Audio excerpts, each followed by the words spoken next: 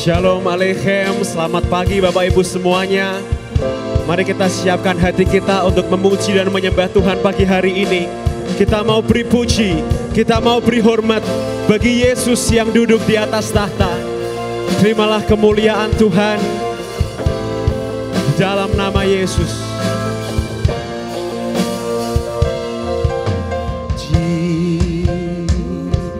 Beri hormat bagi Yesus yang duduk di tahta,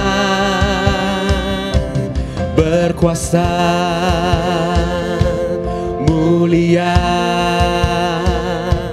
segala bangsa kan datang menyembah. Haleluya, haleluya, kudus dan mulia namamu. Haleluya, haleluya,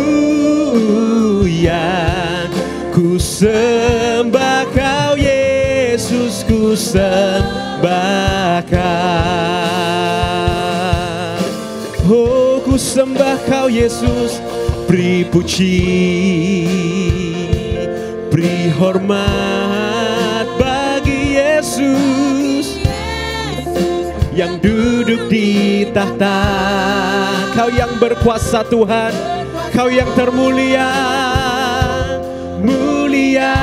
Oh, segala bangsa kan datang menyembah. Haleluya, haleluya, haleluya. Engkau kudus, engkau mulia Tuhan, namamu. Haleluya, haleluya, ku sembah kau Yesus, ku sembah kau. Haleluya, haleluya, haleluya, kudus dan mulia namamu. Haleluya,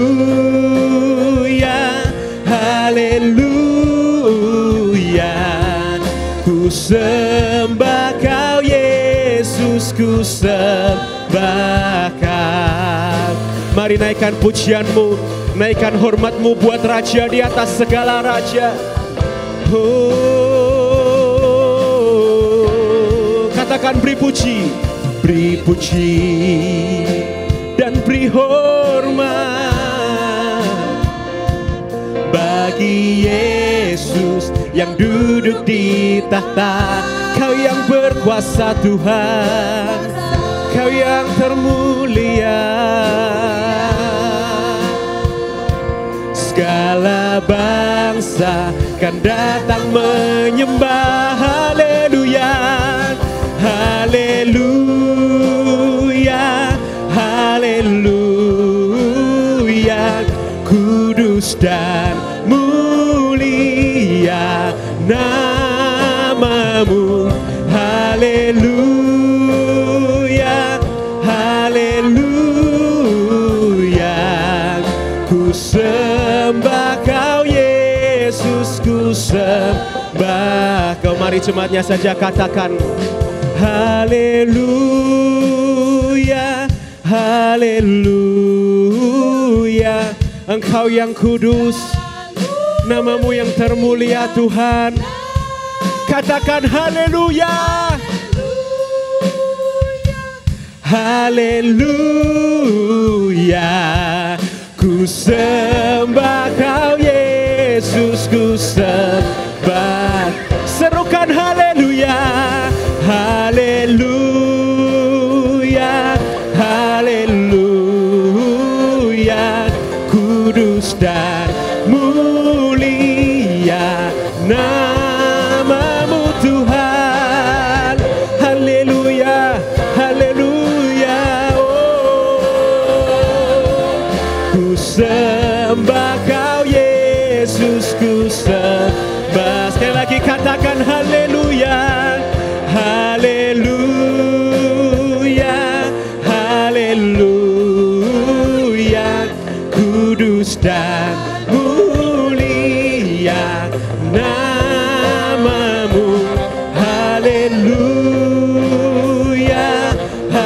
haleluya. Ku sembah Kau Yesus, ku sembah Kau. Ku sembah Kau Yesus, ku sembah Kau Yesus, ku sembah Kau Yesus, ku sembah Kau. Berikan kemuliaan buat Tuhan, saudara. Ku sembah namamu yang kudus, namamu yang termulia.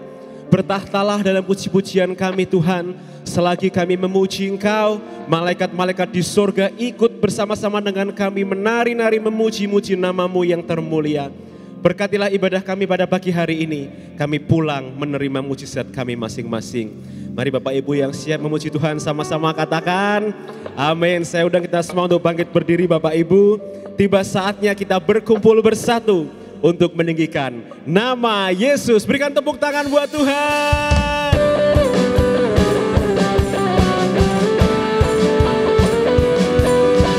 Kami berdiri di hadapan tahta anak domba Tuhan, memuji Raja di atas segala raja.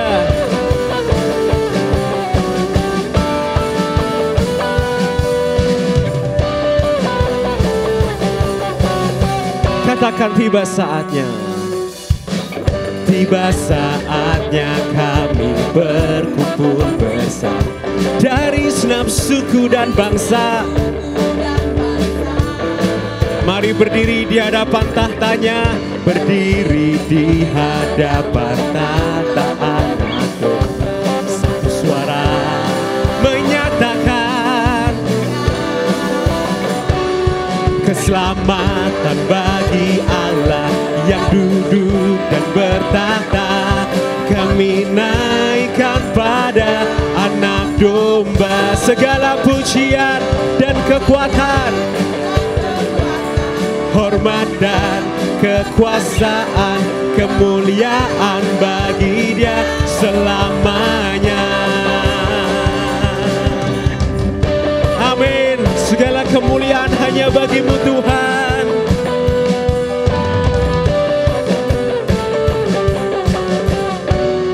Katakan tiba saatnya. Tiba saatnya kami berkumpul bersama dari senap suku dan bangsa. Kami berdiri di hadapan tahta anak domba, berdiri di hadapan tahta anak. Satu suara, mari nyatakan keselamatan bagi Allah yang duduk dan bertahta. Kami naikkan pada anak domba pujian,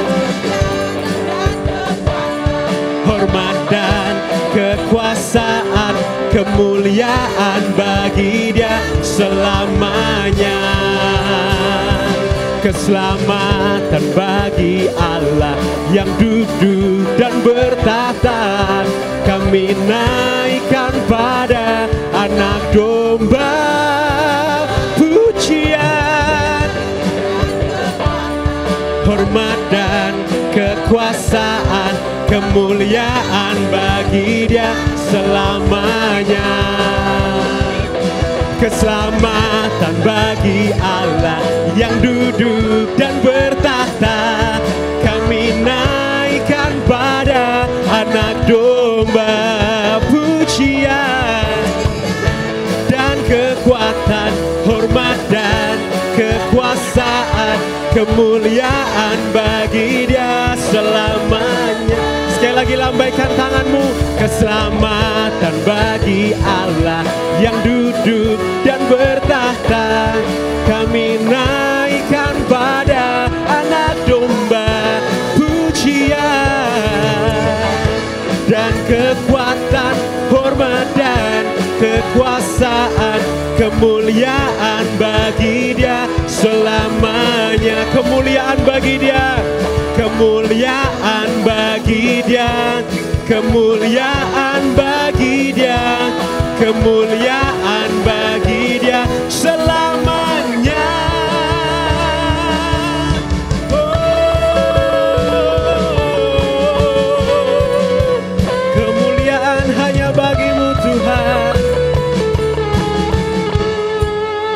tangan, berikan kemuliaan buat Raja di atas segala raja. Masih semangat memuji Tuhan Bapak Ibu? Bapak Ibu percaya bahwa ada kuasa dalam pujian, amin. Every day, haleluya. Beri tepuk tangan buat Tuhan, Dia yang hebat, Dia yang kuat buat hidup kita, amin. Ya, oh Jesus, Jesus, we need you. Kami perlu Engkau Tuhan, karena Engkau lebih dari cukup. You are more than enough, Lord. Hanya Engkau yang kami perlu di bumi ini. Engkaulah nafas kehidupan kami Tuhan. Dan biarlah lewat mulut kami selalu memuji dan menyembah dan menyenangkan Engkau Tuhan.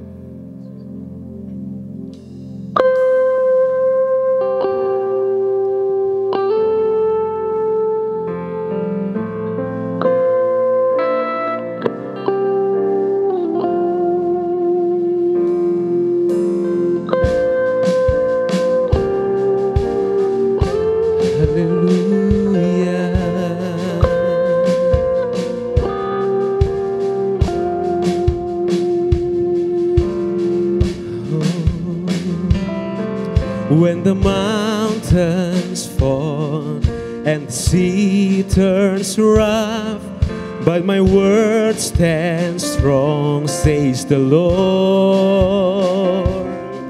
When the world gets tough, filled with broken hearts, but my love won't fail, says the Lord.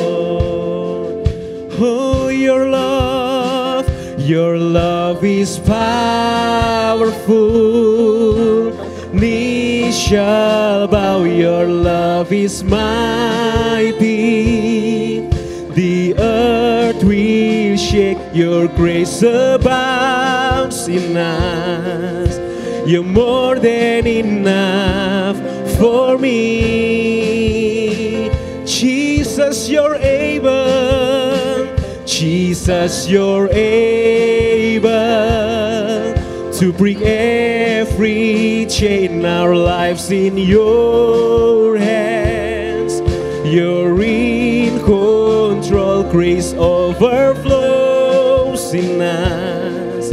You're more than enough for me.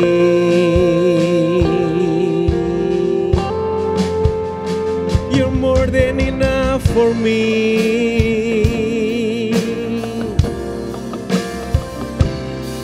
When the mountains fall and the sea turns rough, but my word stands strong, says the Lord.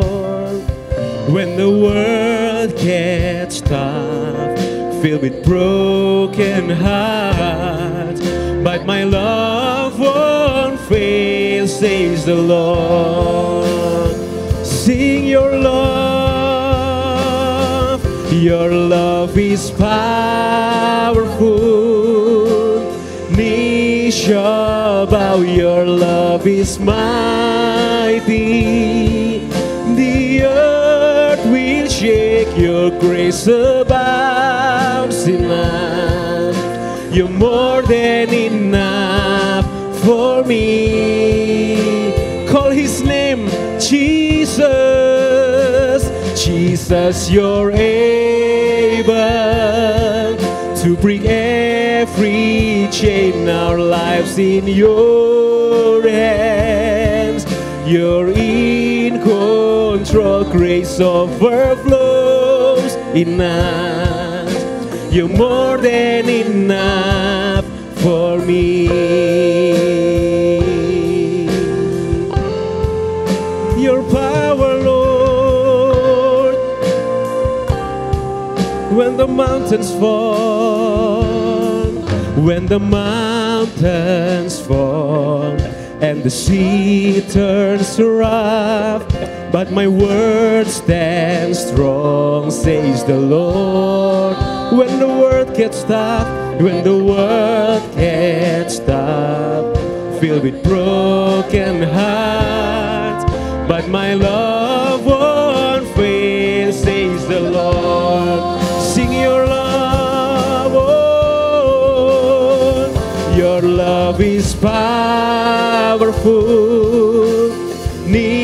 shall bow, your love is mighty. The earth will shake, your grace abounds in us. You're more than enough for me. Oh Jesus, you're able, Lord. Jesus, you're able to break every chain. Our lives in your hands. You're in control. Grace overflows in us. You're more than enough for me. Your power, your mercy, Lord. Power, mercy, never failing, stronger, deeper, never changing, glorious, faithful, never ending, great is our God. Your power, Lord. Power, mercy, never fail. You are stronger, Lord, deeper, never changing, glorious, faithful, never ending, great is our God. Sing your love. Your love is powerful. Knees shall bow. Your love is mighty. The earth will shake. Your grace abounds in us. You're more than enough for me. Jesus, you're able to break every chain. Our lives in your hands. You're in control. Grace overflows in us.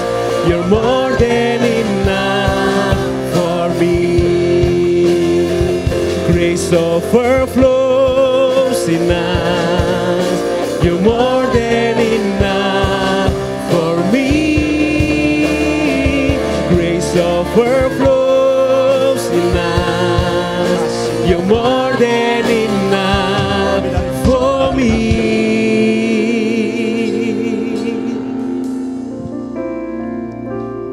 Kau lebih dari cukup, Tuhan.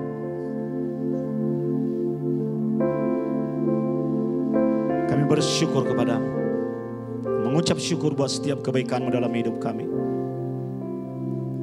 Pagi ini kami mau belajar kebenaran firman-Mu. Sampaikan isi hati-Mu. Tanam kami kuat-kuat dalam seluruh kebenaran itu. Supaya kami tahu bahwa kekuatan kami adalah firman-Mu. Yang membuat hidup kami bertahan, kuat dan tetap setia. Dan ada tanda-tanda ajaib dan heran. Karena firman-Mu itu berkuasa. Urapi kami, jamah kami semua demi nama Tuhan Yesus. Semua yang siap mendengar firman Tuhan berkata, amin. Amin. Berikan tepuk tangan buat Tuhan, saudara. Haleluya. Silakan duduk, saudara. Shalom. Hari ini kita akan belajar mengenai ajaran-ajaran di dalam kitab Amsal, saudara. Dan tema kita secara khusus adalah perbandingan antara orang benar dengan orang fasik. Pertama, Abuna ingin memberitahu kepada kita mengenai kitab Amsal. Sebelum kita belajar mengenai tema itu. Kitab Amsal ini ditulis dalam hikmat orang Ibrani. Katakan hikmat orang Ibrani. Hikmat orang Ibrani itu seperti mengajar kita untuk lebih terampil menjalani hidup. Agar kita lebih efektif, lebih efisien, dan bisa menjaga diri dengan baik. Jadi kitab Amsal ini mendidik kita langsung bicara tentang topik-topik menyangkut kehidupan, menyangkut hal-hal yang praktis dalam hidup saudara-saudara. Oleh sebab itu untuk mendidik kita, karena manusia ini agak susah diberi penjelasan, Dia menggunakan gaya bahasa perbandingan. Membandingkan gaya hidup. Jadi dia beritahu si A begini dan si B begini. Tapi si A dan si B ini dibandingkan tidak di dalam level yang sama. Dikontraskan. Jadi kalau si A positif, maka dia beritahu si B yang negatif.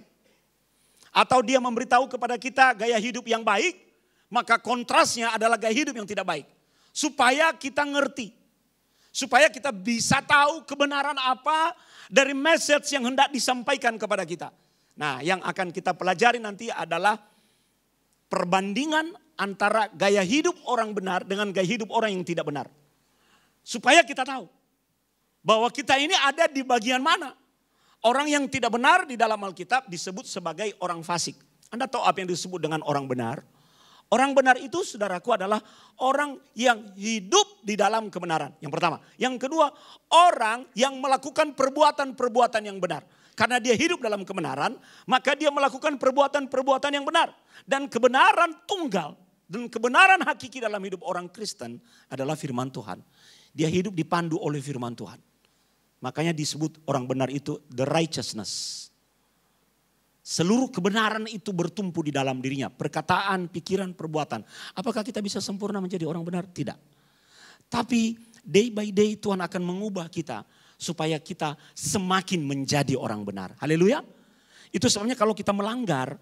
Kenapa kita bisa berkata, aduh Tuhan aku salah. Karena nilai kebenaran sudah ada di dalam diri kita. Dan itulah praktiknya. Tidak berarti kita lantas bebas dari pelanggaran. Tidak, ini manusia hidup di bumi. Orang Jawa bilang menungso, saudara masih tinggal di daging yang memiliki watak dosa ini. Nah, kontras atau lawan dari ini adalah orang fasik. Mengapa disebut orang fasik? Karena dia sama sekali tidak punya kebenaran di dalam dirinya. Hidupnya sama dengan hidup orang-orang duniawi. Ya sudah orang duniawi berbuat jahat, dia ikut-ikutan berbuat jahat dan menganggap itu sebagai kebenaran di dalam dirinya. Kehilangan nilai, valueless. Tidak ada nilai alkitabiah di dalam hidupnya sama sekali. Dia punya kebenaran sendiri yang bertentangan dan berbeda dengan apa yang firman Tuhan ajarkan kepada kita. Nah, ini dikontraskan dalam kitab Amsal. Kalau Anda baca Amsal dari pasal pertama sampai pasal terakhir, saudara. Itu nasihat kehidupan yang memberitahu kepada kita, saudara. Memberitahu kepada kita bahwa ada sebuah pola di dalam pesan-pesan Tuhan.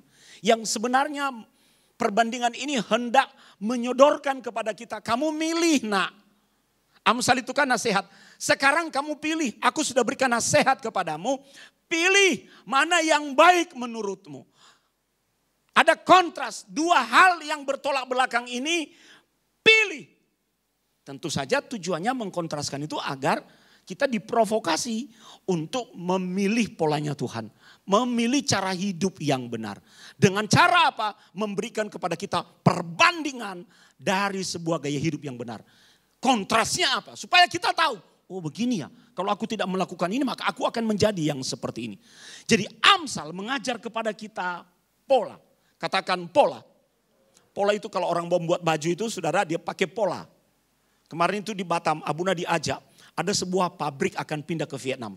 Saya berkata coba ada di Semarang, saya ambil. Pabriknya pindah ke Vietnam. Maka itu ratusan mesin jahit itu nganggur.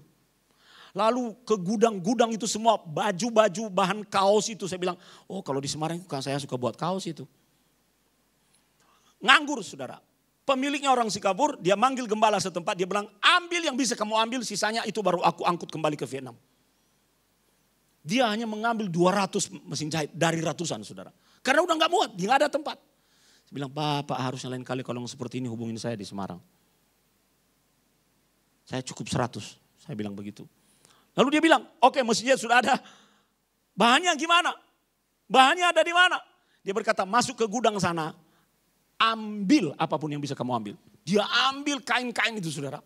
Bahan-bahan kaos, t-shirt itu dan sebagainya. Dan dia berkata, gimana? Siapa yang menjahit?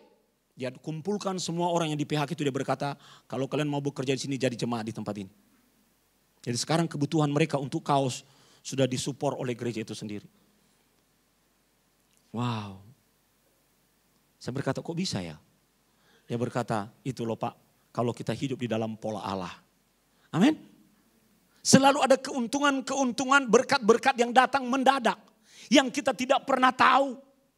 Makanya pilihan itu diberikan oleh pengamsal kepada kita untuk memberitahukan kepada kita kalau engkau hidup menurut pola Allah, maka akan ada benefit yang akan engkau terima. Sebaliknya, kalau engkau hidup tidak dengan pola Allah, memilih jalan orang fasik, maka engkau akan mengalami yang namanya kerugian. Jadi sebenarnya Amsal itu memberitahu kepada kita pilihan ada di tanganmu. Kalau kita memilih cara yang benar, kita akan dapat keuntungan. Kalau kita memilih dengan cara yang salah, kita akan mendapat kerugian. Itu sebabnya kalau Anda membaca kitab Amsal, dalam seluruh kitab ini ada banyak sekali kontras. Supaya kita mengerti pilihan-pilihan kita dan jangan sampai kita menjalani hidup dalam kekristenan ini. Menjalani pilihan yang salah. Pilihan yang salah akan mendatangkan konsekuensi yang salah. Saya percaya kita semua anak Tuhan. Amin. Saya percaya kita sudah mati dan ditebus oleh Kristus. Amin. So what? What next? Aku percaya aku sudah ditebus oleh darah Yesus. Kuasa salib. Turun atas hidupku. Ya. Bagaimana cara kita menjalani hidup ditentukan oleh nilai. Itu hanya pintu untuk memasuki dunia persilatan, saudara. Makanya kita perlu kadang-kadang ya baca kitab Amsal itu. Supaya kita memiliki kebenaran-kebenaran hakiki dari pengajaran firman Tuhan dan kita perlu praktekkan dalam hidup kita. Nah, bagian yang pertama. Saya akan mengajar bagian yang pertama buat kita nilai apa yang perlu kita praktekkan agar kita memilih jalan hidup orang benar, saudara. Ya, yang pertama kita baca dalam Amsal pasal 21 ayat ke-8. Ayo, sudah ada di depan, kita baca sama-sama. 2, 3. Berliku-liku jalan si penipu, tetapi orang yang jujur lurus perbuatannya. Berliku-liku, Anda tahu jalan berliku-liku itu saudara, belok-belok. Jalan berliku-liku itu belok-belok saudara. Dan kalau kita semua tahu jalan yang berbelok-belok dalam kehidupan itu memboroskan energi. Kita tahu jalan terdekat dari menghubungkan satu titik dengan titik yang lain adalah jalan lurus. Menarik garis lurus. Jadi kalau belok-belok itu saudara, orang lain sudah nyampe, kita masih belum nyampe. Maka kita perlu cek and recheck dalam hidup kita. Apakah kita sudah jadi orang benar dalam kehidupan ini. Sampai hidup kita itu sampai seperti zigzag itu, seperti jalan ular saudara. Orang lain udah nyampe di sana, kita masih bersusah payah merangkak. Karena di sini firman Tuhan jelas-jelas berkata orang benar berjalan di jalan yang lurus. Orang kalau berjalan di jalan yang lurus ada percepatan di dalam hidupnya. Dia akan mencapai tujuan hidupnya secara efektif dan efisien. Saya ulangi, matematika mengajar kita menghubungkan dua titik. Paling dekat adalah menarik garis lurus antara keduanya. Garis lurus, katakan garis lurus. Jadi dalam hidup ini sebenarnya kita berjuang agar hidup kita lurus. Daging itu akan membuat kita seperti orang mabuk. Ya, orang mabuk itu nggak bisa jalan di garis lurus, toh. Polisi Amerika itu kalau mau ngetes seseorang itu punya alkohol dalam darahnya, dia suruh jalan di garis lurus dan tangannya direntangkan. Kalau mabuk pasti akan belok-belok, saudara. Nah, untuk kehidupan yang benar-benar saja, kita masih bisa belok nggak? Bisa. Makanya kita perlu dikawal oleh kebenaran firman Tuhan. Kita tahu firman itu kita praktekkan. Ini bukan soal salib Kristus lagi. Tapi soal bagaimana menerapkan salib Kristus dalam kehidupan yang real. Dalam kehidupan yang nyata. Ngomong tak salib Kristus, jalanmu bisa belok. Orang benar berjalan di jalan yang lurus. Maka mari kita cek. Kalau masih belum lurus-lurus, apa yang harus kita perbaiki dalam hidup ini? Apa yang harus kita koreksi? Day by day hidup kita itu adalah hidup yang penuh koreksi. Kita harus sadar itu. Kasih tahu kiri kananmu, jangan keras kepala. Jangan keras kepala. Kadang-kadang kita itu kan punya kebenaran diri kita sendiri. Merasa diri, oh punya begini. Makanya kita belok-belok jalannya. Belok-belok. Pengamsal itu, karena para penulis Amsal ini sebenarnya adalah bukan orang-orang pintar. Mereka menulis Amsal dari pengalaman hidup. Dari perkataan-perkataan lisan. Kemudian ditulis, jadilah kitab Amsal. Dan kalau Anda membaca kitab Amsal itu, Anda membaca satu pasal, ayat 1 dan ayat 2 enggak ada hubungannya saudara-saudara. Karena itu kumpulan yang dikelompok-kelompokkan lalu diberi tema khusus dalam pasalnya. Tidak ada konteks dekat, konteks jauh seperti kalau kita baca narasi atau kisah sejarah. Ya ringkas. Ringkas, nasihatnya ringkas. Orang benar berjalan di jalan yang lurus, sementara orang fasik jalannya berliku-liku. Sebab firman Tuhan berkata, berliku-liku jalan si penipu. Tapi orang yang jujur lurus perbuatannya. Ayo kita belajar jujur-jujur aja dalam hidup ini. Nggak usah tipu sana, tipu sini dalam perbuatan, perkataan, perilaku kita. Ya. Biasanya tipu-tipu itu dipakai dalam dagang. Jangan saudara. Kalau kita, ya memang itu berkat kita ya sudah ambil. Enggak berkat kita ya udah jangan rekayasa tipu sana sini. Di India itu mereka memiliki satu trik saudara. Jadi kalau ketika mereka datang ke los itu tempat orang jualan itu saudara. Mereka kirim dulu polisi yang menyamar, beli 1 kilo, lalu tiba-tiba seluruh polisi datang menyerbu. Dan ketika datang menyerbu mereka bawa timbangan yang benar yang sudah ditera ulang. Diukur ternyata lebih ringan dari 1 kilo saudara. Ya. Dengan ukuran yang benar, maka apa yang mereka lakukan? Mereka mengambil timbangan dari toko itu, mengumpulkannya dan menghancurkannya di depan publik. Lalu mengambil rotan dan memukul pantat orang yang melakukan itu. Men kapok, saudara. Udahlah, jangan sampai kita dipukul pantatnya oleh Tuhan. Amin toh. Kan didikan Tuhan itu dipukul pantatnya dengan rotan. Mari kita jujur-jujur saja. Berliku jalan si penipu. Tapi orang yang jujur, kalau kita jujur dalam hidup ini, semua lurus. Amin, amin. Ya. Semua lurus. Dan itu artinya kita menempuh jalan itu dengan cepat. Pilih mana sekarang? Kalau kita menempuh jalan dengan cepat, maka kita akan menghemat banyak hal. Tenaga, energi, biaya, dan sebagainya. Dan tujuan-tujuan kita akan tercapai dengan cepat. Nasihat yang pertama. Kontras yang pertama. Jadilah orang benar dalam tindakanmu. Dan jujur-jujur saja. Haleluya. Yang kedua, saudara. Apa kontras yang kedua yang kita pelajari dari pengamsal? Amsal pasal 28 ayat yang ke-12. Ayo kita baca sama-sama. 2, 3. Jika orang benar menang, banyaklah pujian orang. Tetapi jika orang fasik mendapat kekuasaan, orang menyembunyikan diri. Kenapa, saudara? Karena kalau orang yang benar itu, orang itu akan senang. Orang akan tepuk tangan. Orang senang bahwa ada orang baik di sana. Ada orang yang righteousness di sana.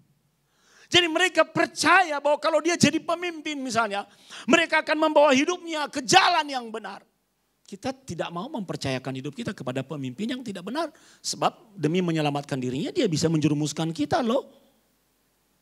Makanya di sini dikatakan ketika orang benar menang, banyaklah pujian orang. Pujian di situ diartikan ditepuk tangan dan orang jadi ikut mendukungnya. Karena hari-hari ini banyak orang meraih kekuasaan dengan cara yang tidak benar. Merekayasa dan sebagainya. Buat apa sih kalau sudah sampai di sana? Kalau sudah duduk di kekuasaan, buat apa? Memang kalau makan jadi pertama duluan. Itu tuh, ya tuh. Kalau foto di depan, kalau duduk misalnya itu ya, kalau orang-orang pejabat-pejabat itu di depan. Selalu dilayani dengan protokol dan sebagainya. Lah kalau dia sudah gak menjabat lagi. Balik lagi jadi orang biasa. Jadi kita ini sebenarnya lebih bagus mengembangkan impact, dampak dalam kehidupan sosial kita kepada orang-orang. Supaya orang tahu, wih dia orang benar. Wow, siapa ketua RT-nya? Dia. Wih, siapa ketua panitianya? Dia. Sebaliknya saudara. Tetapi jika orang fasik yang mendapat kekuasaan, orang menyembunyikan diri. Mengapa orang menyembunyikan diri? Tidak takut dan tidak mau cilaka. Takut ikut-ikutan. Mengapa orang cuci tangan? Dalam arti metafora. Karena dia tidak mau ikut campur saudara. Pokoknya bukan urusan saya ya. Itu bukan urusan saya. Dan banyak yang terjadi seperti ini saudara. Orang lain bersembunyi ketika orang fasik berkuasa. Karena apa? Dia merasa bahwa orang fasik ini akan menjadikannya objek dan target kekuasaannya. Dia bisa diperas, dia bisa dikorbankan. Jadi lebih baik dia menyelamatkan diri. Jadi gampang sekali kita tinggal lihat siapa yang mengikuti kita. Kalau yang mengikuti kita banyak dan orang-orang yang mengikuti kita merasa aman dan nyaman di dalam pengaruh kita. Oh berarti kadar kebaikan Dan kebenaran itu sudah ada di dalam diri kita. Sebaliknya, kalau hanya sendirian, gak ada orang yang berani mendekat. Wah, kita perlu bertanya apa yang salah dengan nilai-nilai kekristenan di dalam diri kita. Yesus berkata, kamu adalah terang.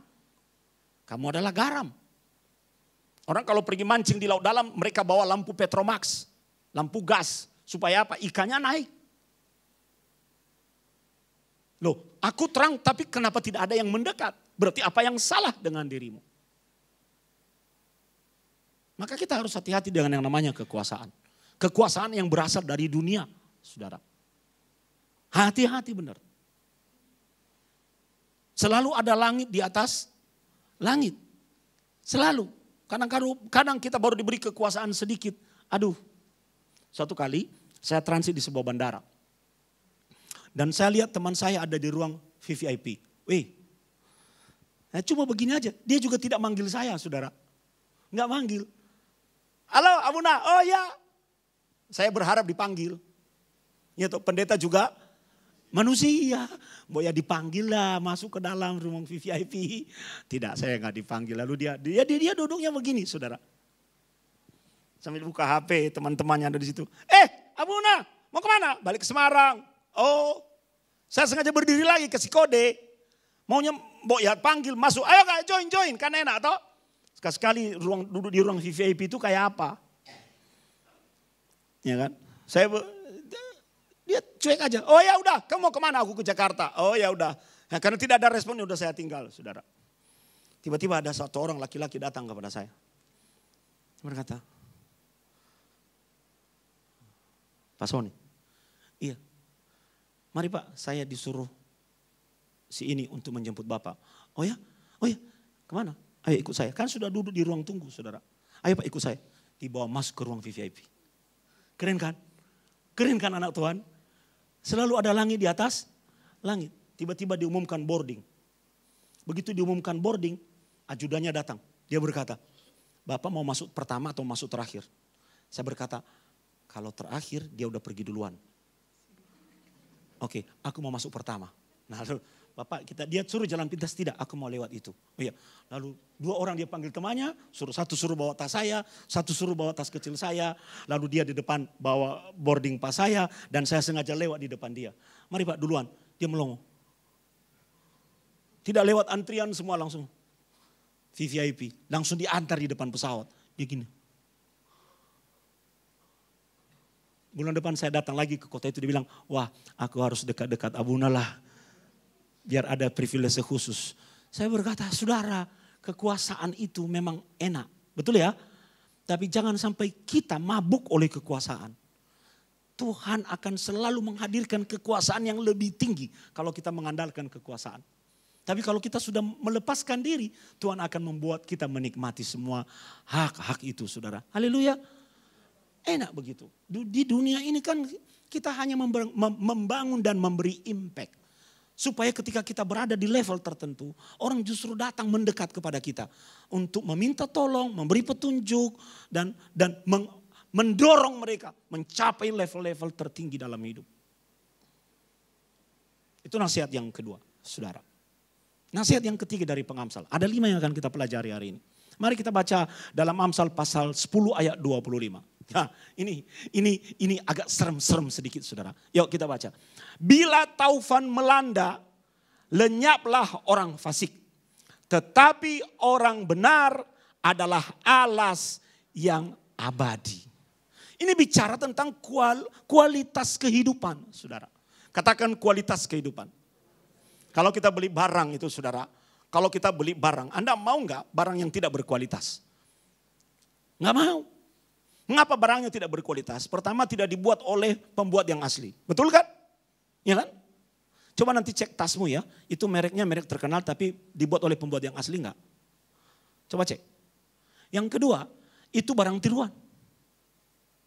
Disebut barang berkualitas. Yang ketiga, dibuat dari bahan-bahan yang tidak semestinya. Mengapa itu tidak disebut berkualitas? Tidak semestinya, saudara. Nah, hidup ini juga seperti itu. Kadang-kadang kita menyenangi barang-barang yang tidak berkualitas. Dan kadang-kadang kita membawa diri kita sendiri pada hal-hal yang tidak berkualitas. Kita senang kalau dalam barang kita masih bisa berhitung Betul, benar gak? Oh murah, gak apa-apalah saya beli. Masih bisa saudara, kita hitung-hitungan. Tapi dalam kehidupan kita gak boleh seperti itu. Karena ketika kita menjadi anak Tuhan, Tuhan sudah memberikan kepada kita sebuah standar. Di mana kita harus berada di level itu. Tuhan gak mau tawar-tawaran, kamu mau gak? Kalau kamu jadi anakku dan kamu dikenal sebagai orang Kristen, levelmu di sini nak. The quality of life dalam hidup ini. Kita harus berada di level yang sudah Tuhan tetapkan. Polanya Tuhan seperti ini tadi, pola Tuhan. Kita tinggal mau atau tidak. Mau atau tidak. Ketika saya diajak ke tempat, di gereja yang ada mesin jahit. Saya berkata gimana cara kalian jahit, tolong kasih tahu sama saya. Di situ ada pegawainya saudara. Oh kamu jemaat di sini, ya saya baru bergabung Pak. Lah sebelumnya apa? Saya pegawai di perusahaan ini. Gimana caramu kalau ukuran L? Ternyata ada polanya saudara. Jadi kaos-kaos ditumpuk, bahan-bahan ditumpuk, lalu pola ditaruh di atas, digambar, lalu dipotong dengan mesin yang besar. Wih, keren ya. Berarti itu akan fit, akan sesuai. Dulu Abuna nggak pede kalau pakai baju yang sempit-sempit. Karena polanya nggak sesuai dengan bentuk tubuh. Benar kan? Sekarang agak pede dikit. Ini sudah bulan kedua, saudara. Keren kan? Langsing Abunamu. Biar nggak terlalu kelihatan tua di samping Abuni. Terintimidasi saya. Seperti kakek-kakek saya di samping Abuni, saudara. Ya, tetapi sekarang agak pede dikit lah. Saya bergaya-gaya anak muda dikit. Masa gembalamu gaya-gaya orang tua ya no? Anak muda dikit lah. Pola. Saya sekarang pede pakai baju yang ketat. Pede. Dulu kalau mau foto perlu dikondisikan. Tarik dulu nafas, tahan nafas. Setelah itu balik lagi saudara. Dalam kehidupan kita nggak boleh seperti itu. Kita harus mengejar kehidupan yang berkualitas. Haleluya. Haleluya. Mungkin dalam membeli barang oke lah. Kita bisa, saya juga kadang-kadang seperti itu. Tapi dalam hidup jangan mau memilih menjadi orang fasik. Kenapa saudara? Dalam kualitas kehidupan orang benar itu akan berdiri teguh. Kata berdiri teguh itu artinya kokoh. Ada badai dia tetap kokoh. Dia tetap berdiri. Ada goncangan dia tetap berdiri. Ingat ketika Yesus memberi perumpamaan membangun rumah. Ada 2 rumah yang dibangun di atas pasir dan dibangun di atas batu. Ketika badai datang, ketika banjir datang, ketika angin datang, rumah yang berdiri di atas pasir hancur. Tetapi rumah yang berdiri di atas batu kokoh. Mengapa kita berdiri teguh? Karena kita punya fondasi yang kuat. Nah, baru kita bicara tentang salib Kristus sebagai fondasi di dalam hidup ini. Haleluya. Orang kalau punya fondasi yang kuat, dia punya pendirian yang teguh dalam imannya. Tidak terombang-ambing ke kanan dan ke kiri. Hari-hari ini kita harus hati-hati ya.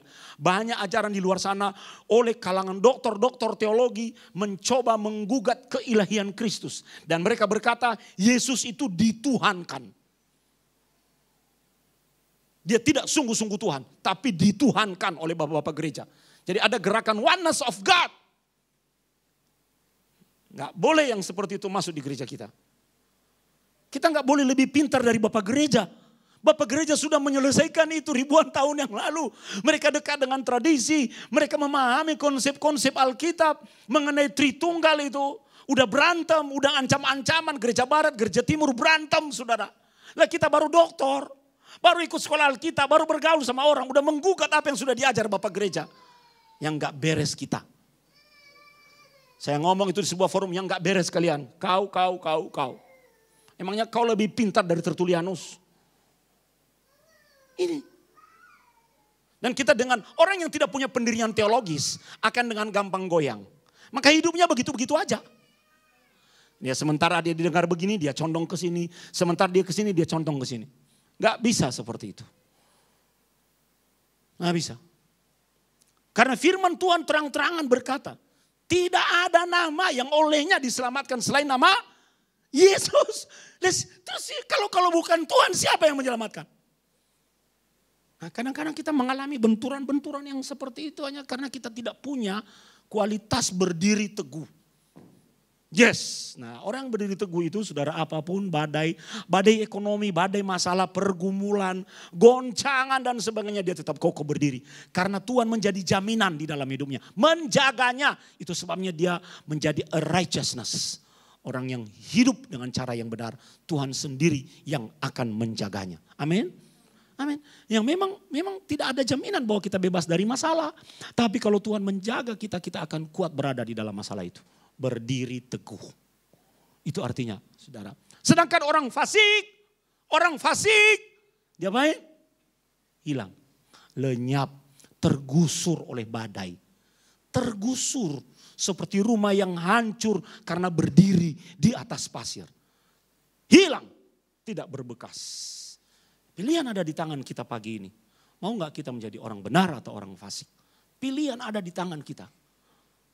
Kadang-kadang kan kita mencontohkan orang-orang yang fasik di situ. Lo dia aja diberkati, orang usah gerejo-gerejonana, diberkati yuk. Hidupnya malah makin kaya. Saudara, jangan lihat yang sekarang. Endingnya dia akan lenyap. Makanya jangan pernah iri terhadap pencapaian dan keberhasilan orang fasik. Jangan pernah membandingkan dirimu. Oh kalau dia begitu ya sudah. Biar. Anda tidak akan pernah melihat endingnya. Firman Tuhan kasih tahu pada kita hari ini. Orang benar pada akhirnya pemenang itu kan berdiri paling akhir.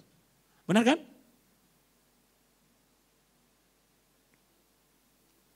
Nasihat yang keempat. Amsal pasal 11 ayat yang ke-6. Kita baca sama-sama. Orang yang jujur dilepaskan oleh kebenarannya. Tetapi pengkhianat tertangkap oleh hawa nafsunya. Anda tahu yang disebut dengan hawa nafsu. A passion yang tidak terkontrol. Hawa nafsu. Tidak terkontrol. Semua orang punya hawa nafsu saudara. Orang punya hawa nafsu terhadap makanan. Betul gak? Betul gak? Gitu. Apalagi kalau Anda sudah mencium bau gorengan itu ya. Bau apa kalau coba ada babi goreng itu digoreng Anda sudah cium baunya. Tahun lalu kan Pak Firdi kan buat nasi goreng babi itu kan cium bau. Jangan lupa 17 Agustus bulan depan kita buat lomba lagi nasi goreng. Tiba-tiba apa yang terjadi? Anda bisa merasa lapar dan mencari bau itu. Benar? Karena manusia secara alami memiliki satu sensor di dalam dirinya yang memunculkan hawa nafsu untuk makan. Dia cari mana yang paling enak. Apalagi hawa nafsu untuk barang-barang, benda-benda tertentu. Kalau hatimu udah kecatut sama sesuatu barang, sebuah benda tertentu, mimpi tidur pun dimimpiin saudara. Iya toh? Kadang-kadang kalau kita itu menjadi impian kita tulis di kertas, kita lihat, kita doakan. Itu bagian dari hawa nafsu saudara. Seksual. Ada orang pagi seks, siang seks, malam seks. Pokoknya hidupnya penuh dengan seks. Itu bagian dari hawa nafsu. Ambisi, itu bagian dari hawa nafsu. Kemarahan, itu bagian dari hawa nafsu. Jadi pada dasarnya manusia ini saudara.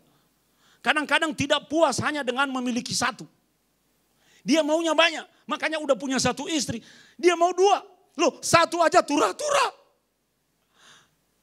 Karena dia tidak mampu mengelola hawa nafsunya dengan baik. Dia mau satu barang, dia mau lebih dari satu. Mau dua, lah dua yang nganggur. Makanya karena Tuhan membekali kita dengan hawa nafsu itu, kelola dengan baik. Kita nggak bisa berkata Tuhan ambil hawa nafsuku, nggak bisa saudara. Nggak bisa. Tapi orang yang hidup dalam Tuhan memiliki tugas dan tanggung jawab untuk mengelola nafsunya dengan baik. Amin. Supaya apa? Jangan sampai nafsu itu yang mengontrol hidupnya. Tapi dia yang mengontrol nafsunya. Dia berani berkata tidak. 2 bulan ini Abuni melatih Abuna untuk tidak boleh ada gula. Bukan berarti saya punya penyakit gula saudara. 2 bulan. Ya. 1-2 minggu pertama. Siksaan dunia persilatan. Saya kalau minum kopi harus ada susunya yang ada gulanya. Lihat anak-anak makan coklat. Itu udah ngence saja kayak montil saudara. Ya tuh. Montil kalau dikasih makanan saya dikasih. No. Diiming-imingin depan hidungnya dia cium baunya. Nafsunya kan keluar. No. 2 minggu pertama itu saudara. Suatu kali Abuni ambil. Dan yang kedua adalah minyak goreng.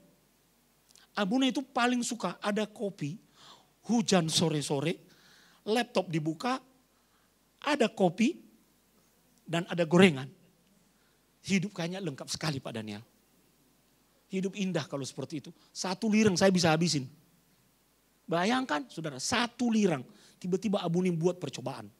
Dia berkata, Pak, ini untuk satu produk yang paling Papa suka, yang ada minyaknya.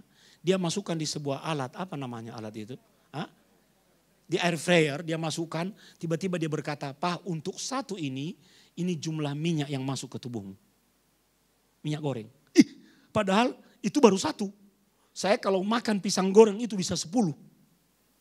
Bayangkan saya minum minyak goreng. Keren dah tuh. Gak keren. Nah, jadi 2 bulan ini Abuni melatih saya. Dia berkata, Pak, mulut bisa dilatih. Mulut didisiplin, dididik. Tidak boleh gula, tidak boleh minyak. Tidak boleh gula, tidak boleh minyak. Tidak boleh gula, tidak boleh minyak.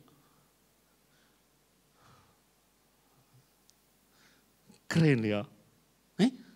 Keren kan? Keren enggak? Terus suruh olahraga. Abuni ngajarin saya plank. Tahu plank itu saudara? Baru hitungan ke-10, tangan saya udah gemetar. Tuhan Yesus, gimana ini? Udah gemetaran. Lama-lama naik, 30 detik bisa. Lama-lama naik, 1 menit bisa. Kemarin saya sudah bisa hitung 120. Wah, dia bilang kurang. Abuni bilang kurang, harus 5 menit. Nanti kalau kurang, adik saya itu 10 menit. Gila kamu ngapain? Enggak gemetaran pantatmu? Enggak. Tanganmu enggak gemetaran? Enggak. Tapi itu powerful saudara. Abuna mencoba belajar disiplin. Ya, tapi setelah ini juga harus tetap disiplin. Amin, amin. Ini saudara, kita bisa ngelatih, mengontrol hawa nafsu. Suatu kali dia berkata, Pak, anak-anak di dapur sudah menggoreng timus. Ini minyak yang pertama. Selalu minyak, kalau biasanya dulu selalu anak-anak di dapur kalau Oni, Aurel, Siska masak itu selalu mereka mengambil minyak pertama itu buat Abuna. Wes pokoknya minyak pertama buat Abuna. Mereka menjaga. Tapi saya digoda saudara, ini minyak pertama loh Pak, kesukaan Papa. Toke ambil, toke enggak, toke ambil. Sudah saya ambil tisu saudara, saya remas pakai tisu. Udah diremas saudara, artinya mencoba menenangkan diri bahwa saya sudah saya bisa menikmati itu. Padahal itu tetap ada minyaknya kan. Ya sudah saya remas pakai tisu. Abuni balik, kok gak dimakan? Enggak lah, saya memilih tidak. Wes, tidak mudah saudara, tidak mudah. Tapi itu perlu kita coba. Amin. Hawa nafsu itu hanya tunduk pada kemauan pemiliknya. Orang benar diselamatkan oleh kesalehan. Makanya Tuhan Yesus sudah mau datang. Hidup saleh, ya yuk kita berjuang yuk saudara. Kita kontrol hawa nafsu kita. Karena hawa nafsu kita akan membuat baju kita menjadi kotor. Ketika nanti kita calon mempelai Tuhan Yesus datang. Dia berkata, aku mempelai laki-laki, kamu mempelai perempuan. Kok bajumu belepotan? Nak, aku alihkan hatiku kepada yang lain. Kesalehan itu akan membuat kita berjuang mengejar kekudusan. Sebentar lagi Tuhan udah mau datang. Kalau Anda tahu salib itu udah selesai. Ujung dari salib itu akan mengawal kita sampai Yesus, Tuhan Yesus sudah datang. Sekarang kita berada di masa menjelang Tuhan Yesus datang. Supaya salib yang sudah selesai, sudah tetelepta, sudah selesai. Di atas Golgota itu berdampak bagi kita. Maka kita perlu melihat ujung dari salib itu. Proyeksi salib itu adalah kedatangannya yang kedua. Kita harus jaga hidup kita. Jaga hawa nafsu. Manusia, kalau manusia sudah tidak punya hawa nafsu saudara. Udah mati aja. Benar kan? Itu gairah yang ada dalam diri seseorang. Tuhan memberi kita hawa nafsu. Tapi kita harus mengontrol hawa nafsu itu. Supaya apa? Kita tidak dijerat oleh ambisi yang jahat. Orang kalau punya hawa nafsu yang jahat, saudara, maka dia akan dengan cepat sikut sana, sikut sini, pokoknya gimana caranya aku yang maju. Kita gagal. Nasihat yang terakhir, saudara. Mau mengontrol hawa nafsu kita, saudara? Kasih tahu kiri kananmu, kurangi gula. Kurangi dulu, jangan stop ya, kurangi dulu. Jangan stop dulu, kurangi, ya toh. Nanti lihat itu akan indah. Luar biasa sekali. Yang kelima, saudara, yang terakhir, pemain musik maju ke depan. Kita baca Amsal pasal 11 ayat 18. Orang fasik membuat laba yang sia-sia, tetapi siapa menabur kebenaran mendapat pahala yang tetap. Sama-sama saudara, orang benar, orang fasik pasti dapat upah. Kalau orang benar bekerja serius, ya, orang benar bekerja sungguh-sungguh, sama halnya dia akan juga mendapat upah. Ketika orang fasik juga bekerja sungguh-sungguh, bahkan kadang-kadang orang fasik bekerja jauh lebih sungguh-sungguh dibanding orang benar. Benar kan? Orang fasik jauh lebih telaten, jauh lebih lebih rajin dibanding orang benar. Tapi ujungnya keduanya adalah dapat upah. Sama-sama dapat upah. Tapi coba lihat saudara. Walaupun orang benar upahnya kecil, itu kekal. Dia bisa menikmati upahnya. Dia selalu bersyukur kepada Tuhan. Tuhan, terima kasih. Makanya jangan pernah bandingkan dirimu dengan berkat orang fasik. Kenapa? Karena berkat orang fasik itu hanya sementara. Hanya sementara. Hari ini, minggu lalu ada orang membanding-bandingkan dirinya. Pak Pendeta, itu kan hidupnya gak benar. Tapi kok kerajaan bisnisnya makin besar, makin berkembang. Saya berkata, dengarkan saya. Upah orang fasik mungkin lebih besar dari upah yang kamu terima. Tapi Alkitab berkata, orang fasik hanya menikmati berkatnya sementara. Orang benar akan kekal menikmati berkatnya, tidak akan dimakan ngengat atau kecoak. Dia menikmati karena Tuhan ikut menjaga berkatnya. Amin. Maka kesimpulan khotbah kita hari ini, mari kita memilih untuk menjadi orang benar. Amin. Dan itu tidak mudah, saudaraku. Kita butuh Roh Kudus, penolong kita. Roh Kudus, tolong aku masih gak bisa menguasai diriku dalam hal ini. Kita harus total berserah kepada Tuhan. Tuhan, tolong aku Tuhan. Karena setan menggoda kita bukan pada area yang kamu kuat. Tidak. Setan, kedagingan menggoda kita pada titik lemah kita. Setan tahu kita lemahnya di mana, dia menggodamu terus-menerus di bidang itu. Sampai Anda dikalahkannya. Hari ini kita belajar perbandingan kontras orang benar dengan orang fasik. Maka marilah kita memilih untuk menjadi orang benar. Mari kita bangkit berdiri. Sudah kami pelajari dan kami terima dan kami dengar pagi ini. Bagian kami selanjutnya adalah melakukannya. Kami tahu kami tidak mampu melakukan itu sendirian. Tapi bersama Roh Kudus sebagai penolong kami. Pribadi yang sudah menetap di dalam hidup kami. Sejak kami terima Yesus sebagai Juru Selamat. Kami percaya ada kemampuan ilahi yang memampukan kami untuk menjadi orang benar. Sampai kedatangan-Mu yang kedua kali terjadi. Materaikan firman-Mu. Berkati anak-anak-Mu. Demi nama Tuhan Yesus kami berdoa. Sama-sama kita katakan. Amin. Amin. Silakan duduk saudara. Kita akan dengarkan pengumuman.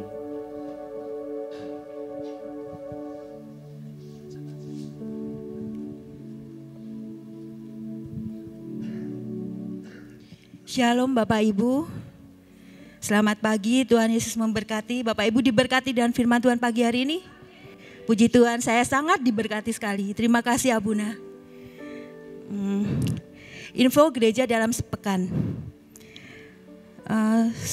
Welcome to Ndowot Bianeta Mealea Binabuni. Kepada Bapak Monses Kristiani Binabuni dan Ibu Ani Agustin, selamat atas kelahiran putri-putrinya. Semoga Tuhan Yesus memberkati senantiasa. Kami juga menyambut jemaat yang baru pertama kali hadir di dalam ibadah G2CC. Dan jika belum memiliki ibadah gereja, kami menantikan kehadiran Bapak Ibu di ibadah G2CC berikutnya. Selamat datang kepada Saudara Vina Ika Magananda dari Ungaran. Mungkin bisa berdiri, Saudara. Selamat datang, semoga minggu depan bisa bergabung kembali bersama kami di tempat ini.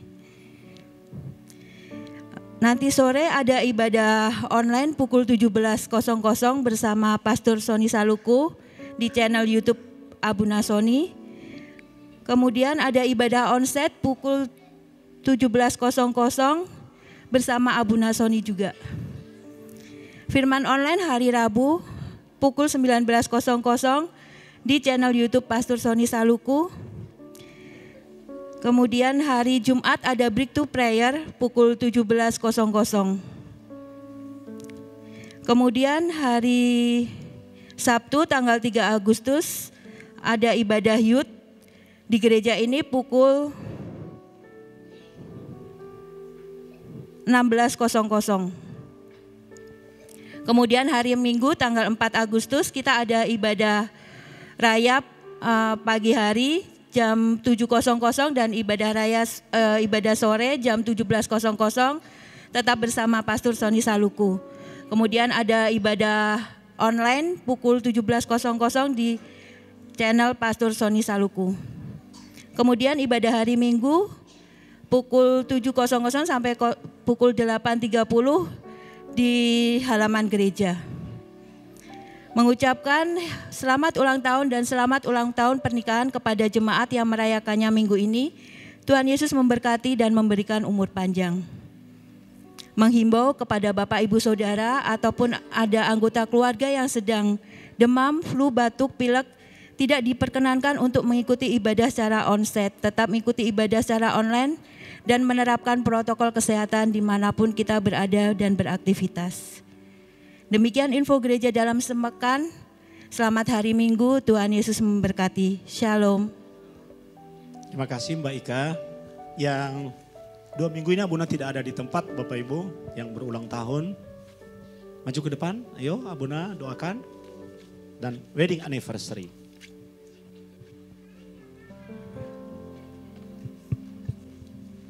Siapa lagi? Siapa Rel?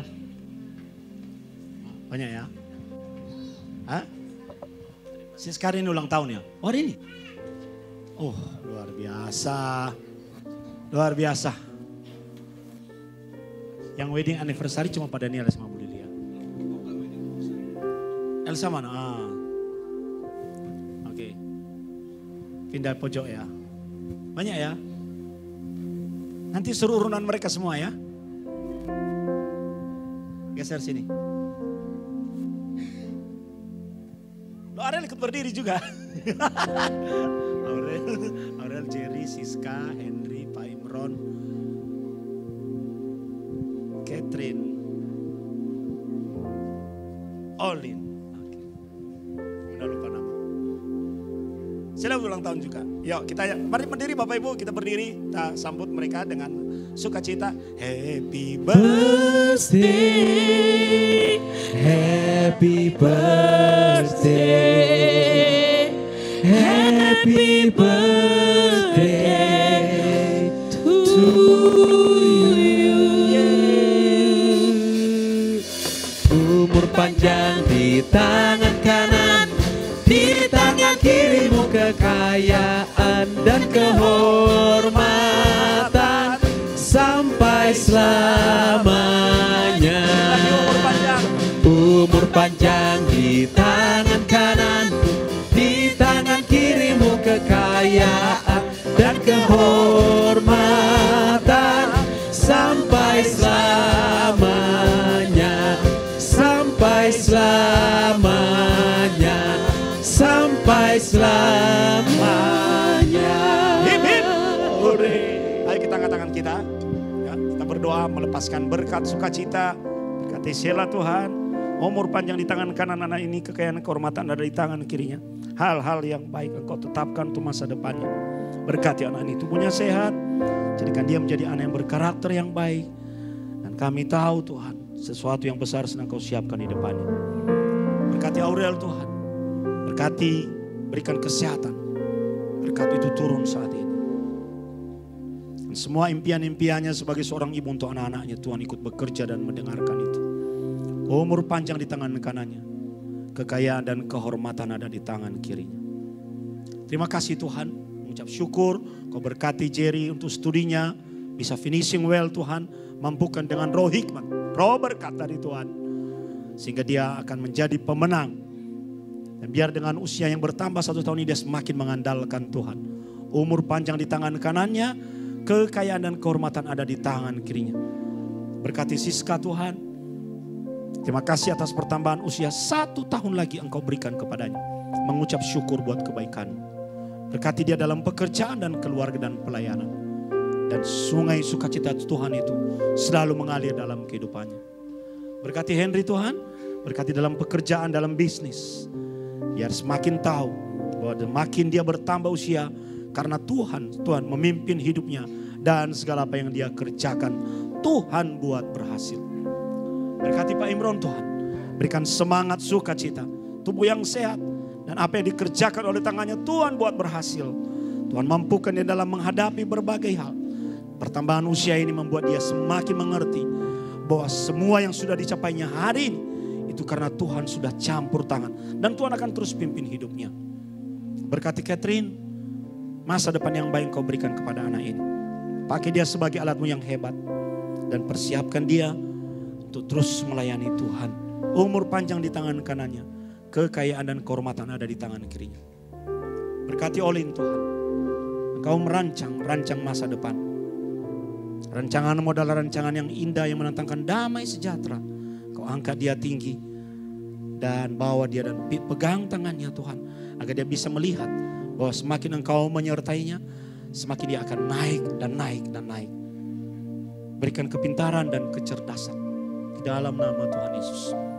Berkat-Mu atas Pak Daniel dan Ibu Lili, anggur kudus pernikahan Kana terus turun dalam kehidupan suami istri ini. Berkati pekerjaan dan anak-anak mereka Tuhan. Berkat Bapak Abraham, Bapak Isa, Bapak Yakub dalam kehidupan mereka. Berkati David dan Yuli, anggur kudus pernikahan Kana turun dalam kehidupan suami istri ini. Anak mereka diberkati, pekerjaan mereka diberkati, pelayanan mereka diberkati. Berkat Bapak Abraham, Bapak Isa, Bapak Yakub turun atas suami istri ini. Berkat-Mu atas Dimas dan Elsa, berkati pelayanan mereka, pekerjaan suaminya Tuhan. Dan mereka akan melihat berkat Yerusalem atas keluarga mereka, anak-anak mereka. Dan berkat Bapak Abraham, Bapak Isa, Bapak Yakub dalam kehidupan mereka selamanya. Kami semua dalam ruangan ini berdoa untuk saudara-saudara kami yang berulang tahun maupun yang wedding anniversary. Berkat yang ada dalam diri mereka juga mengalir dalam kehidupan kami. Demi nama Tuhan Yesus kami berdoa. Mari sama-sama kita katakan amin. Kita berikan tepuk tangan Bapak Ibu. Silakan duduk. Anak-anak sekolah minggu nanti ya. Sabar. Ada hadiah habis ini. Bapak Ibu, seperti biasa, silakan duduk. Seperti biasa, kalau ada satu anak Abuna yang kembali dari studi, maka kita akan juga mengucap syukur ya dari gereja. Kemarin sudah diwisuda Anthony Johan Lim sudah pulang membawa gelar MN, ya. Master of Engineering. Bukan Maeng ya, Master of Engineering. Ya, ini luar biasa ini saudara, menyelesaikan studinya di Malaysia. Ya, dan Abuna sangat berbahagia ketika dia memberitahu, Abuna ini rahasia, tolong jangan sampaikan kepada papa dan mama. Papi mami nggak boleh tahu pokoknya nggak boleh tahu. Dia berkali-kali minta jaminan itu, harus jadi surprise untuk mereka. Saya udah gatal, udah kasih tahu ke Pak Johan atau ke Tintin, udah gatal ngomong pokoknya dia bilang pokoknya jangan ya. Selamat ya Johan, Pak Johan dan Bu Tintin ya, selamat juga buat Tony. Ya, kita berdoa setelah ini bekerja lalu persiapkan diri untuk cari jodoh. Oke? Jadi dan Abuna bahagianya karena dia memberitahu Abuna dengan sambil gemetaran, saya tahu dari suaranya, Abuna aku mau ceritakan sesuatu yang dahsyat. Itu aku menjadi top score in electrical power subjects dari Heriot-Watt University. Kita berikan tepuk tangan, saudara. Ya, Tony maju ke depan. Ya, ada kado dari Abuni mewakili jemaat untuk Tony. Harus dihabisin. Ya, selamat ya Ton. Kita foto dulu ya, foto. Master of Engineering loh, luar biasa. Sekali lagi beri tepuk tangan. Selamat untuk Pak Johan dan Christine ya.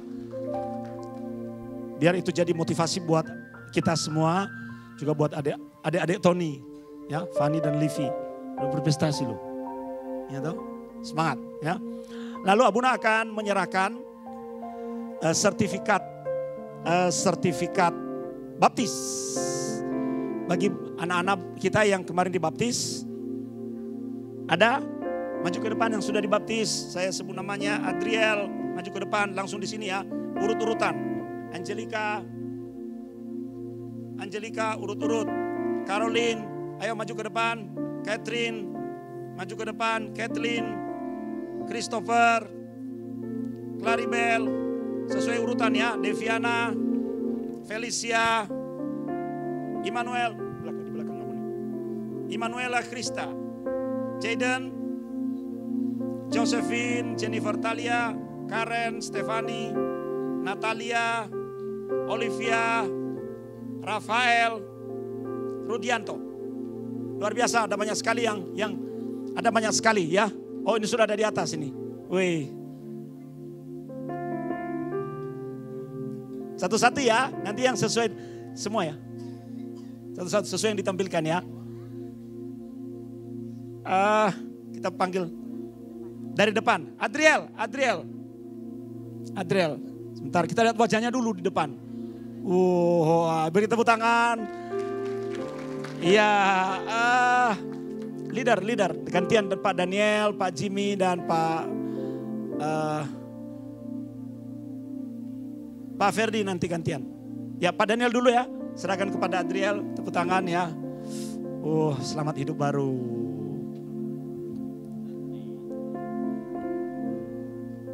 Luar biasa. Yang kedua, Caroline. Boleh duduk. Jangan duduk dulu ya. Nanti kita foto bareng. Balik ke depan. Caroline. Angel. Loh. Caroline.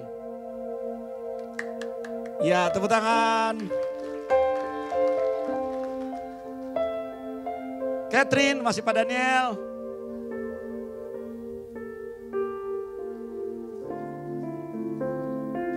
Satu lagi Pak Daniel, Kathleen.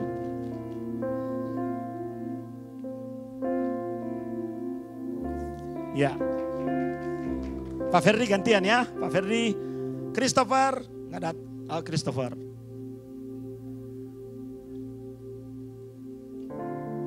Puji Tuhan. Next. Claribel. Geser ke sebelah sini sedikit. Supaya bisa ada di foto nanti Claribel. Oke, puji Tuhan. Deviana.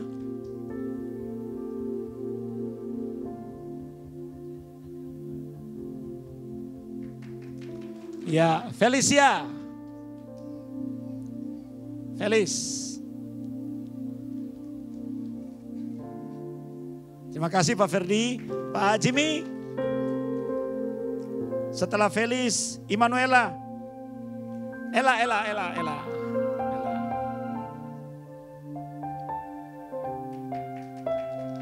Jaden.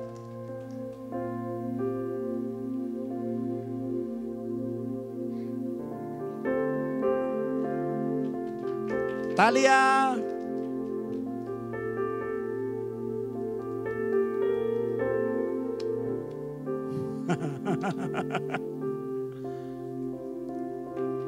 Satu lagi, Karen.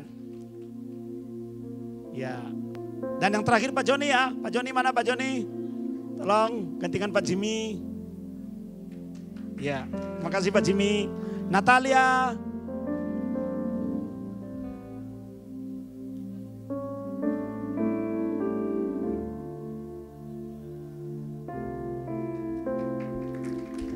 Livi.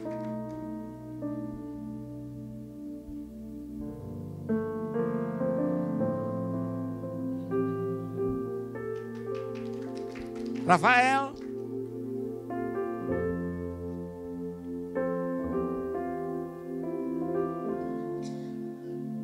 Ya, dan yang terakhir Rudi.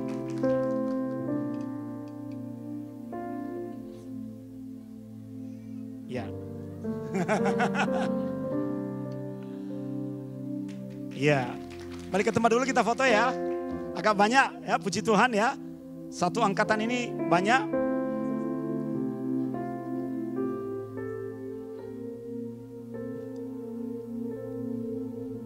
Sertifikatnya dibuka, ya, sip.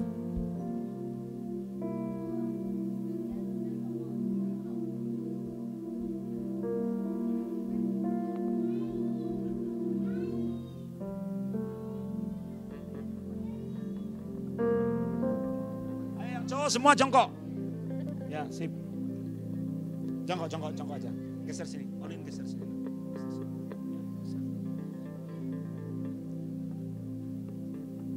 Ya.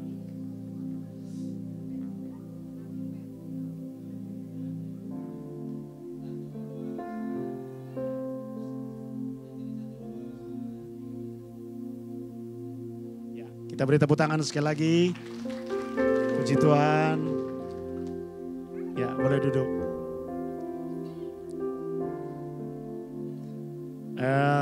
Sebelum kita mengakhiri ibadah kita, ada perjamuan kasih di bawah dari keluarga Pak Johan. Ucapan syukur atas lulusnya Tony. Terima kasih ya Pak Johan, Bu Tintin. Mari kita bangkit berdiri, kita akan berdoa buat anak sekolah minggu lalu kita akhiri ibadah kita. Satu lagi, ada yang berprestasi kemarin yang tidak hadir di acara sekolah minggu, ya di acara pada waktu penyerahan itu ya, mewakili SD ya. Abu ini menyerahkan ya kepada Monica. Mana Monik? Prestasi tertinggi untuk SD ya. Kita beri tepuk tangan buat Monik deh. Ya, kemarin kan libur ya. Mana foto? Baju kita mirip ya.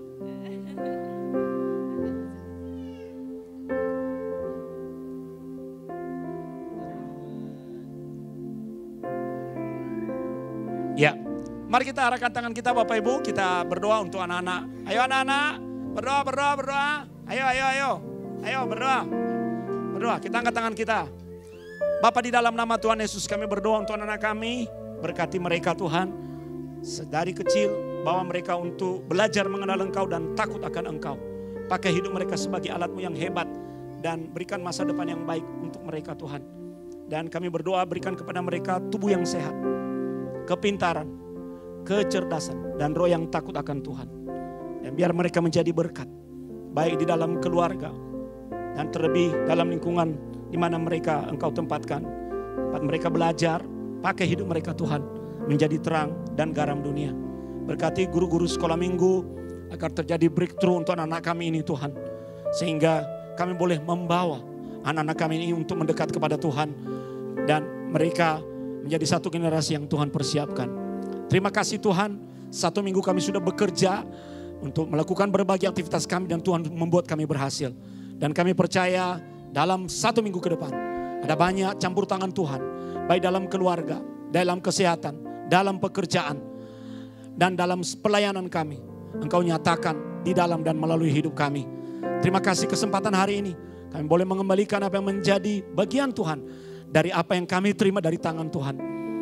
Itu menjadi anugerah yang kami rasakan dengan ucapan syukur kami di hadapan Tuhan.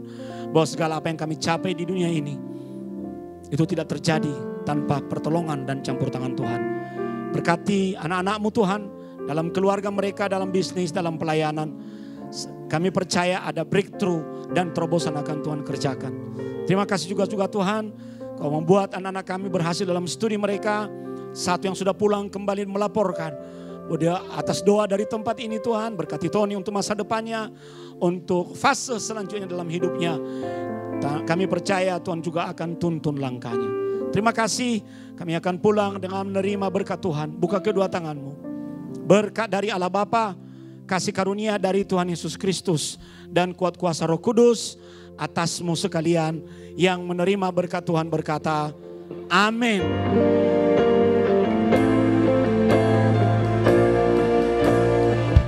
Yang membelah laut, yang teduhkan badai, yang mustahil pun terjadi karena kuasa-Mu yang pegang hidupku, yang buka jalan bagiku.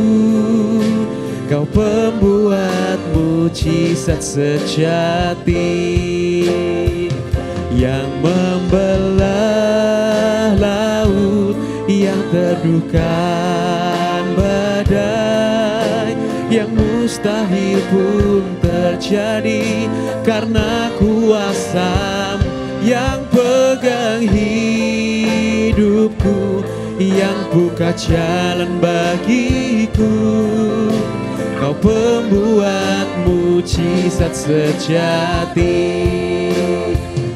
yang membelah laut, yang teduhkan badai, yang mustahil pun terjadi karena kuasa-Mu yang pegang hidupku, yang buka jalan bagiku. Kau pembuat mujizat sejati,